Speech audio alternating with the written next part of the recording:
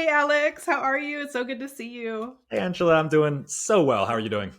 I'm good. I'm good. I'm so happy we finally got a chance to do this. And this is like we were talking earlier, like we kind of feel like we know each other already through like the world of socials and the internet, but now this is our first time actually like meeting and talking and we get to do this on this platform. So, I'm excited to chat with you today. So excited about it too. And yeah, I was telling Angela, I felt like I got to know her a little bit through her content and was just complimenting how transparent she is. So I was coming in being like, I know Angela a little bit, but I get to see her face to face. So yes, thanks so much for having me.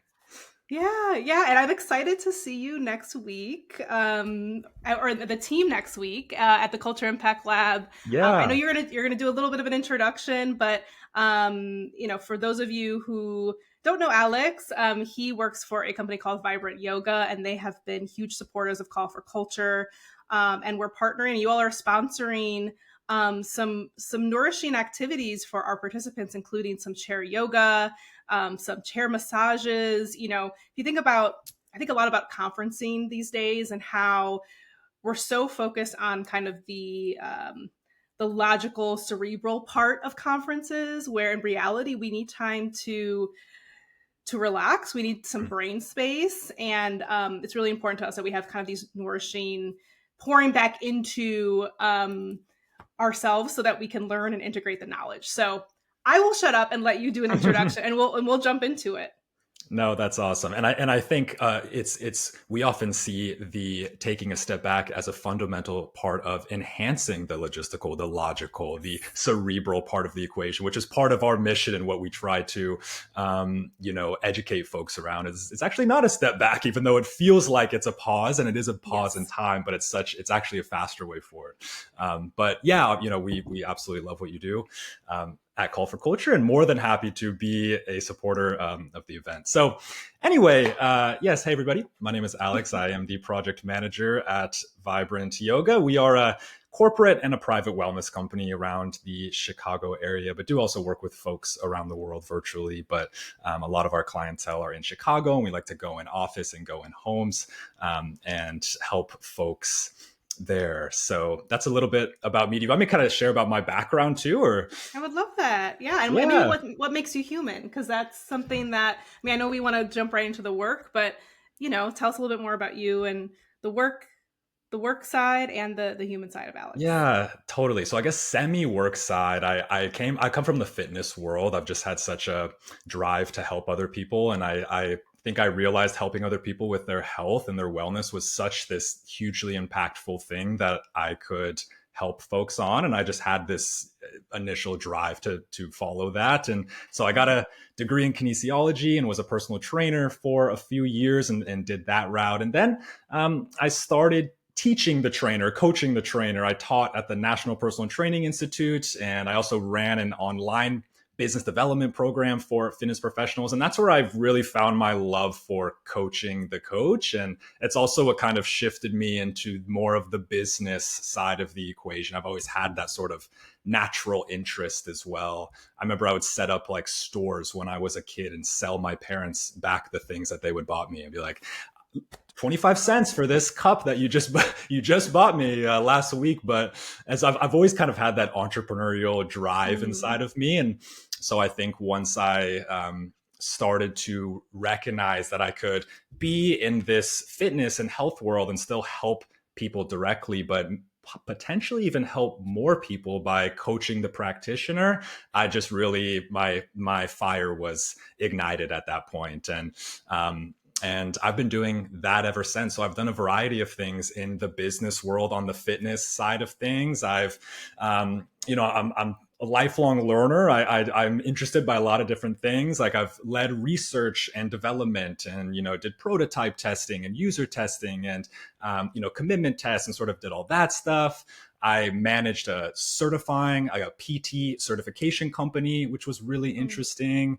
And then I've also worked a little bit in the non-fitness world too as an operations manager. But admittedly, coming back to Vibrant I was like, this is the health world is where I need to be. It's I just have too much interest and passion in it to leave it. And I found my interest in business is there, but when I'm not applying it to health and fitness and Mm, wellness, I lose a little bit of that that's passion for fair. me. So I'm very happy to be back in this space. That's wonderful. Yeah, and I mean, we could talk like all day more broadly about wellness at work. We had somebody earlier in this season who we were talking about more about mental health at work, right? And how we have to think about these things at an organizational level. And I think also, physical health, well-being, also have a place in the conversation. So, I mean, looking less for a business case, but more of like, what is the current state of things as you're seeing it, as you're going into these organizations. What is the need? And I will just mention, I've worked with vibrant yoga in another life when I was also in house, so I've been on Hmm. the other side of working with you all, and I do really appreciate the kind of sustainability focus, where it's not just like, hey, a yoga class is going to fix all of our problems. But tell us a little bit more about what you're seeing, kind of the current state of things, and then how vibrant yoga maybe looks at this a little bit differently, Yeah. and like longer term sustainability wise. Yeah, it's a really good question, and love the focus, because it's almost like if you're not thinking about longer term and sustainable actions, then everything is just checking the box once, or Mm-hmm. is just vying for a short term solution. And sometimes it's just putting the lens on of, is this a short term solution or is this a longer term solution? And sometimes we're so craving to just like, we just need to check the box. And this kind of leads into the Mm-hmm. state of things as we're seeing it is, there's an increased awareness, I'll say, that, we have shirts that say wellness has an ROI, or there's an ROI to wellness. I'm sorry, Masha, if you're listening, I butchered that. But there's an increasing understanding of that, I think. That's a huge a message of ours, which is, if your employees every day are on edge, or are living, are stressed day to day, are nervous to make mistakes, are, really just not living a life of well-being when they're at work, it's going to impact everything that you do. Your people are the backbone of your work. And so Mm-hmm.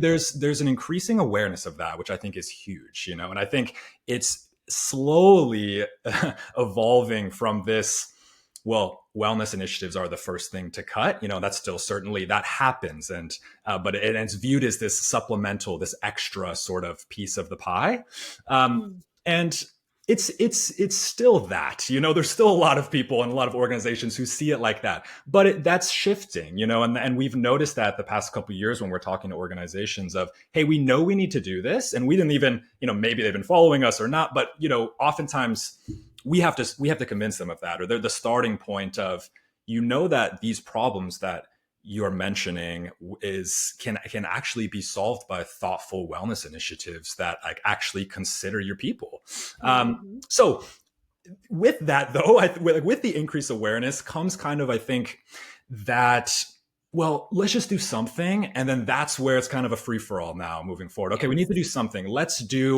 What if we have a, pizza, like some free lunch every Thursday or whatever it may be. And let's just do that. We're checking the box in the executive meeting. We can say, yep, we're doing wellness stuff, but there's the disconnect between doing that and then actually assessing, is this having the impact that you think it's having?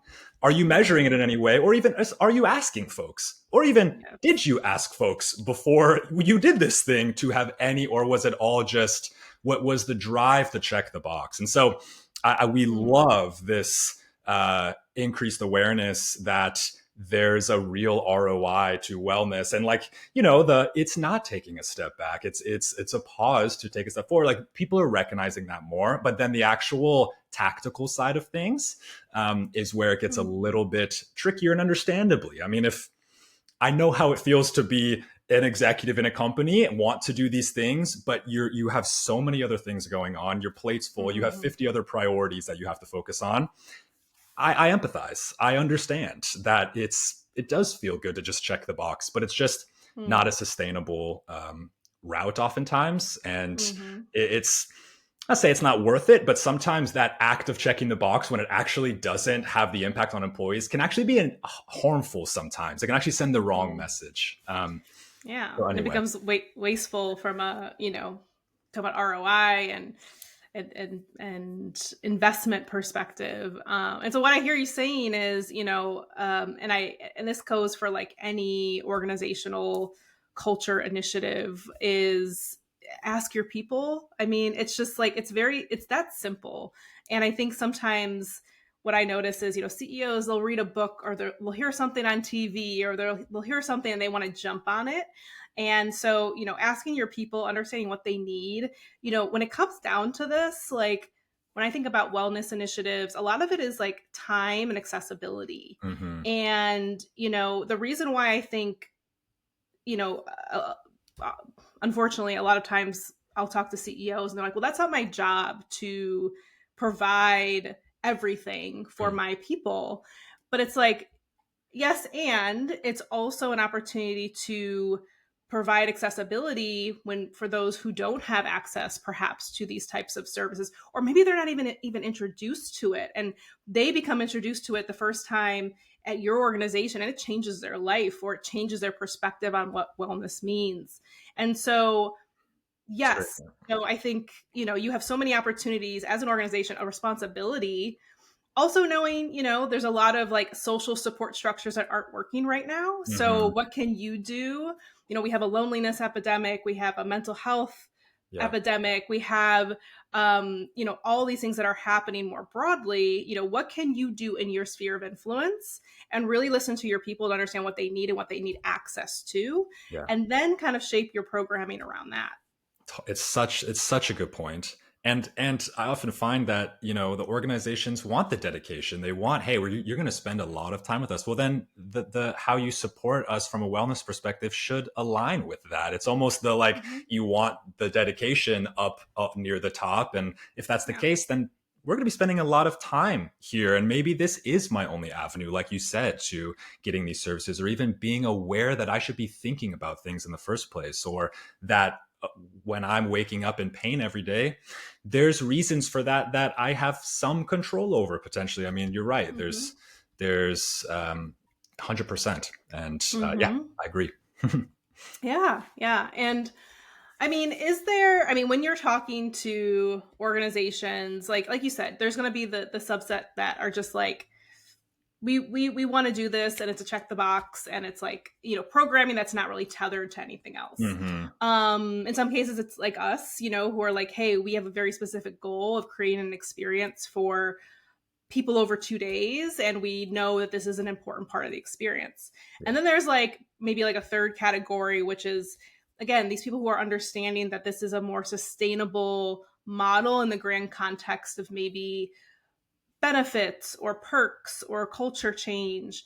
So like, how are they shaping programming? Does it look like an assessment with employees to see like what they need access to? Is it like a grouping of certain types of um, programming? Like, how are people shaping that experience within the Mm. workplace for longer periods of time? Yeah, it's a really good question. And you're so right. A lot of people come to us and like they have the desire to do it, and they're like, we know that we don't want to check the box, but we don't know what that thing is that we Yes. should be doing. Yes. Definitely the third category for sure. Mm-hmm. Yeah, and a lot of times they have a really good idea of how their employees are feeling on a day-to-day basis, and whether that's Mm. through like previous assessments that they've given, where they're like, hey, we did an organizational wide assessment around stress, around mood, around physical discomfort, things of Mm. that nature, and we noticed that they're way higher than we would have guessed. And obviously huge props to those organizations who are measuring that and wanting to make changes off of that. That's very often the starting point. Some realization of, wow, this is not like either the well-being is more important than we thought, or it's lower on the it's less full than we thought amongst our employees. And then from there, that's really where we work with them and say, okay, let's see where we can, what makes sense as a starting point. And if they're Mm. coming to us saying, hey, we've learned our employees are more stressed than we want. It was a 6 out of 10 average on this assessment. We definitely want to get that lower. Hey, great. Like, let's learn about the nature of your work. What are they doing all day? What would make sense Mm. first from a part educational perspective, we often start with like these wellness workshops, which are often 15, 30 minutes of education, but mostly movement. So we say, hey, you should be thinking about these things first and Mm. foremost. And then let's show you how you can actually build this in sustainably. Usually right at your desk, no equipment, no space, because really a lot of this requires intentionality as opposed to Yes. do the right tactics or do the right exercises. It's not that. It's you need to provide the knowledge to the employees that this is valuable, Mm. provide the space to allow them to do it, and actually support them in doing it. It's just one thing to say, we want you to do this thing, but by the way, if it gets in the way of your work, no. It's like, well, Okay. now you're there, you have competing messages and priorities. And then if the leaders aren't living it either, well, then that's also going to trickle down into the employees. They're Mm-hmm. also not going to feel so.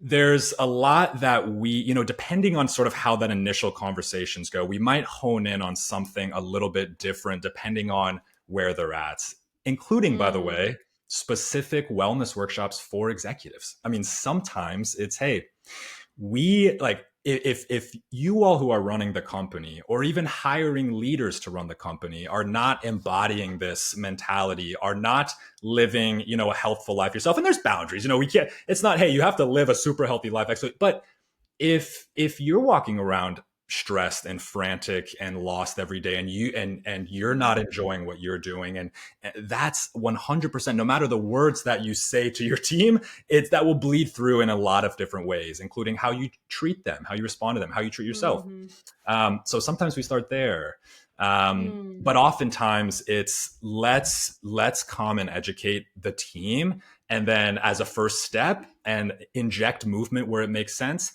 and then the next Mm. conversation becomes, what is the sustainable path here? And again, this looks different for everyone, and I apologize for kind of staying high level, but um, Mm. you know for instance, it might be your people are moving and active, they're a construction company, let's say, for instance, like you might need ongoing monthly like tissue work, a massage, um Mm-hmm. and then so it's like, okay, we have our wellness workshop, and we've educated, we've given them the foundation, and then now we're stepping in on a recurring basis to directly impact these problems that you came to us with, and then we Yeah. measure. Yes. And we say, Yeah. did it actually impact what and we do that Mm-hmm. consistently. And if we ever find that, hey, we're noticing stress and discomfort and mood and things of that nature haven't been changing, or heck, they're going up, which is quite the opposite of what we want, then Mm-hmm. we adapt. And so it gives us that Mm. information. But I feel like I'm rambling now.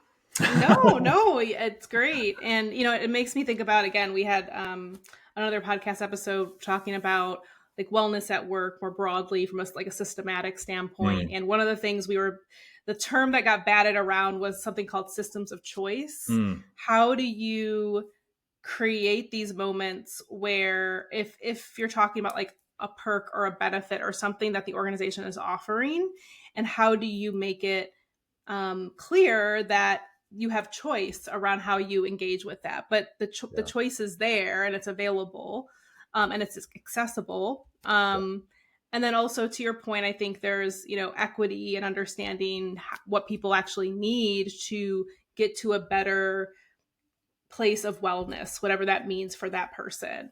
yeah. You've got a spectrum of people, right? You've got people like who are very focused on movement, and maybe their focus is more on like, I need a massage, or I would love to Mhm. take a strength training class, versus someone who just needs to move like an inch more, like every day. They need a standing desk. They need, Totally.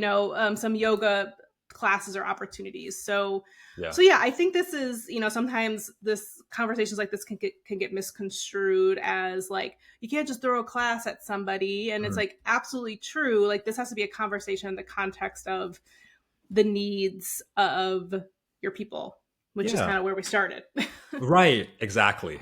Or sometimes, I mean, just to piggyback off of sometimes they need this, sometimes they need just a little bit more movement. Sometimes, and it kind of goes back to the, hiring leaders that also are living this Mm-hmm. mentality. It's like sometimes they just need a genuine, how are you actually doing today? Like in a Mm-hmm. space for transparency and a non-judgmental place to feel like they can have thoughts and feelings and Yeah. emotions that aren't fully productive or fully performance based. Mm. We see that as a byproduct benefit of the pause, relax, breathe. It's Mm-hmm. sometimes that's all they need to Yeah. shift work. Is like, wow, they actually do care about me, and they do care about Mm-hmm. how I'm feeling on a daily basis. They don't just leave the free fruit in the kitchen and say, have fun. Right. Have a banana today. Right, right. Which, Yeah. I mean, that's better, I guess, than not getting a free banana, but Right. it doesn't go as far maybe as some think. Yeah, and it lands kind of flat. Land's kind of And I think the other piece that we have to realize is the benchmark, the baseline for these sorts of offerings or accessibility around some of these offerings is getting raised. I mean, I'm of the millennial generation, so I'm like old news at this point. But I'm with you. even yeah. So millennials, we had an expectation, and that's like kind of like where things started a little bit, Mm, right? Where it's like, okay, work is not just a paycheck. Like right. I want to be in an environment that is pouring into me physically, mentally. It should be a rewarding space. And then you had folks like Google, for example, who kind of took it too far and were like, we're going to offer everything so you never leave. Right. And now we're the pendulum swinging where it's saying like, actually, I don't want to be in a office all day, but if I am there better be some reason to bring me there that I'm not getting here at home, Right. right? If I don't have space to do, let's say, yoga, or if I don't have the means to do that, like if my company offers that, that's a huge perk. And it's a huge opening of a door to say, I can now have access to this. Or if I never even thought about certain types of activities as beneficial to me, and then I start doing them, again, world opens up. But Totally. now we're going to Gen Z, and now we have Gen Alpha, who the expectations are like, this is like basic. This Hmm. is like talking about mental health, talking about Oh, opportunities and accessibility to movement throughout the day. Like it's not even a conversation. It's like, if you're not offering it, like are you a dinosaur? Like what is totally. happening? So Totally. like, are you seeing some trends and like Yeah. generations or intergenerational trends? Such a good question, and it's so fun to think about. Yes, definitely, and you're so right. It kind of did start. I mean, maybe this a lot of generations say this, but it felt like it did start with us a little bit of Yeah. like, because I think of my We'll take parents. credit. Yeah, exactly. I mean, it's all millennials, of course.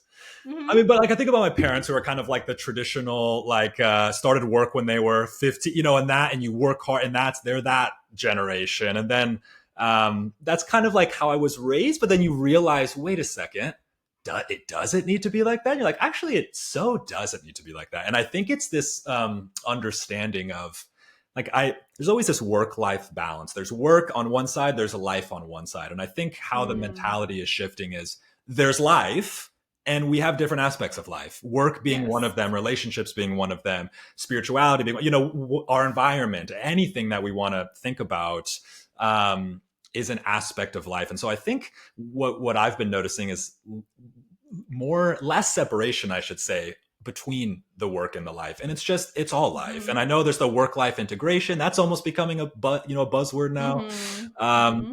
but I think it's a lot of that, which is like, I don't want to completely halt 100% of my life to do this job and then come back to life in the spare time that I have afterwards. I think Yes. that mentality is very Gen Z, Gen Alpha is like, Mm-hmm. huh?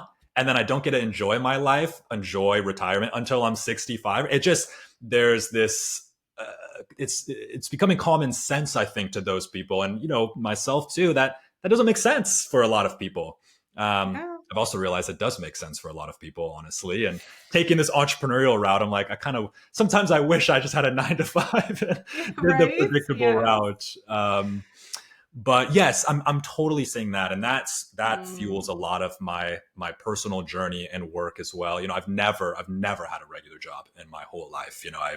I've started just in this. I don't want to just have work here and life here. I want life, and maybe I do a little bit of work. I do a little bit of Mm-hmm. that. So I do think that that's been Yeah. evolving. I think a little bit more. Yeah, I think the agency meter around people and how they design their lives Mm, has there's a realization that you do have all these options now, right? You can go the entrepreneur route, you can build a business, you can do projects on Fiverr, you can you can do social media, you can be an influencer. Like there's so many Yeah. options now, and unfortunately, and this is what I always talk about, is workplaces are always at the tail end of Mm. change. So they're still talking, like I cannot even tell you how many times I've been with leaders and they're still talking about millennials, and I'm Oh. like, listen, I am damn near 40. Yeah. Yeah. All my friends have had kids who are teenagers. They've been married twice. Yeah. Like we are middle aged now. We are old news. Like we're the Yeah. ones in leadership who are talking Exactly. about Gen Z. Like we are such old news, but you have to realize like there are these like tensions every so often that happen when things are happening in the world, things are happening between belief systems, value Mhm. systems, Mhm. and progress always wins.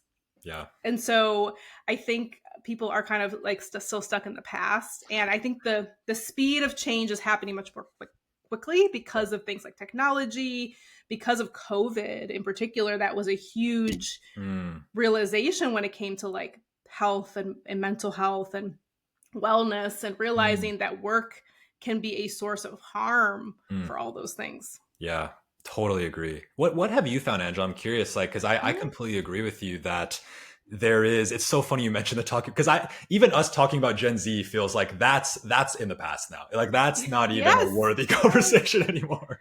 We got to move Um, on. have you found anything either societally or culturally or even tactically that helps bring folks out of that older school mentality? Because I find it so ingrained Hmm. oftentimes in people, and time certainly is one, or at least Yeah. consistent inputs over time of various things. But I'm really curious your Hmm. perspective on that.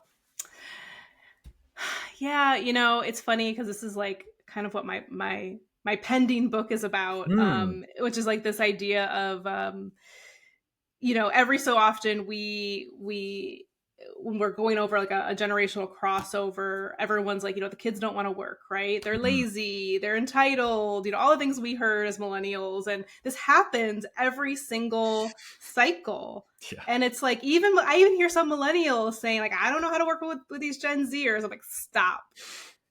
We are literally like in a cycle that is preventing progress from happening. And yes, we're not all the same. And we all had come from different belief systems. We all went through different life events. I mean, not life events, but like cultural events, right? That happen in the world. Like, Yeah. but life stages are very similar. And we have to realize that progress is going to happen. The winds of change are going to happen. And we Yeah. may not like everything, but if we could just take our bias out of the equation, really think about what makes sense. Yeah. And this is what I've been trying to tell people who, in particular, leaders who are trying to get their people back in offices 5 days a week. Mm, It's like, look at the data. Just look at the data. yeah. People are more productive. They're happier. They see it as a perk to work from home. They see it as a perk to work, in third spaces, in coffee shops, and to really have agency over their lives. Yeah. And I think a lot of this comes down to an old school mentality of employer and employee and the power Mm, dynamic. mm-hmm. There is an inherent power dynamic. Employer is above, employee is below, Yeah. and we tell you what to do. And now that power dynamic is starting to even out and even like tip the other way. Mm-hmm. And that's what's causing the anxiety. Is like, I don't feel like I have control, Yeah. but there are so many ways that you can use things like empathy and talking to your people and understanding what they need to be successful. It doesn't mean you're lacking accountability or you're lacking, like, set clear expectations, Yeah. manage those expectations, but also think about the person as a human, what they need to be successful. Like, Totally. I think every generation has tried to say that, and it shows up just in different language with different things every generation. So it's like, at what point do we just blow it up and really build it more sustainably? Yeah. Because right now the workplace culture is just so archaic, and some companies are getting it, but others are just like, we're not going to change, this is who we are. Yeah. And I think a lot of people are just opting out of that right now. Totally, and they have the ability to, which is great. And you make Mm-hmm. such a good point around, and if someone has that feeling of nervousness or fear when that, like you said, that power imbalance is starting to switch a little bit, or at least at a minimum even out, where hey, I have just as Mm-hmm. much say over whether I like, obviously sometimes you don't, and there's positions where you have to opt for something, which I've empathized with as well. But um, it's in a lot of especially business cases, you can say, I have as much agency to say no to this as you do. And when you're interviewing me, I'm also deciding if I want to work for you. And there's just as much conversation around that as opposed to, well, it's a job and I need a job, so I must do it. Mm. And I think if you have, if you're a leader listening to this and you have that mentality, if you have that fear that's popping out, Yes. that's an opportunity. I mean, I think it's Yes. highlighting an area of growth, an area of opportunity. It doesn't Mm-hmm. need to be this reactive, well, I'm gonna try to make a harsher line between employee or this, or I'm gonna try to just find the perfect person so that they don't think about this stuff or whatever it be. No, I mean, that's gonna continue you down this same exact path. And like you said, progress always wins. Progress will continue to happen, and you're still going to be behind. You're going to be further behind. And so I Mm-hmm. I see this discomfort that comes with it, and I can empathize on that level too. But Mm-hmm. it's an opportunity. It's not a reason to keep doing what you're doing, which is what many people Yes. see it as. But no, it's an opportunity Yes. to get ahead of the curve, put pieces in place so you don't fall behind. Mm. I always like to think about fear as that motivator as opposed to the shrinking motivator. Yes, absolutely. Yeah. And I think, to just kind of wrap up for, our conversation thus far, I think what I'm hearing is, wellness is not going anywhere when it comes to kind of the interworkings of even like business operations. When we think about humans at the center of work, we have an opportunity to bring accessibility to some of these tools when it comes to wellness. And we also need to talk to our people. We have to understand what is it that they need. I mean, that's really when we talk about equity. I know like DEI and all the letters are like, at this point buzzwords, or everybody hates the words, but when we talk about equity, that's literally what we're talking about, is like, what do you need to be most successful? And when we are well, we are most successful. And asking the question is a equity driven way to understand what people maybe don't have access to, what they would like access to. What if we used company time to do something generative that is, to your point earlier, you mentioned like it's not a break, or we're not wasting time, it's actually adding Hmm. potential and opportunity to a person's day, and then do that in mass, Yeah, and you will see results from that exponentially. totally. So I just am, I could talk to you all day. Most of my guests I could talk to all day. We could be on here for hours. Likewise. But any last thoughts? And then where can people find you if they're like, this sounds great. I would love to partner with Vibrant Yoga and talk about some sustainable ways to bring this into my organization or my event or my business, or, Yeah. how can I reach out to you? Yeah, that's great. I so appreciate this conversation. I also agree I could talk to you forever. And these are the things that, yeah, these are the conversations when we talk about progress that I feel like keeps us ahead of the curve, not from an individualized perspective, but from a societal perspective. And Hmm. so I really appreciate you having me on. Yeah, you can find us at vibrant.yoga is our website, and you can find Vibrant Yoga on LinkedIn, on YouTube. We do host monthly live sessions just to the public every month. Next one's on May 16th at noon Central. So that's just if you're looking for a little just 30-minute midday situation, we do that once a month on our YouTube and LinkedIn. And yeah, that's where you can find us. Awesome. Well, Alex, thank you so much for being so open, sharing some of your thoughts, what you're seeing in this world of workplace wellness. And we'll make sure to put all that information in the show notes so people can reach out to you. Awesome. Sounds great. Thanks so much, Angela.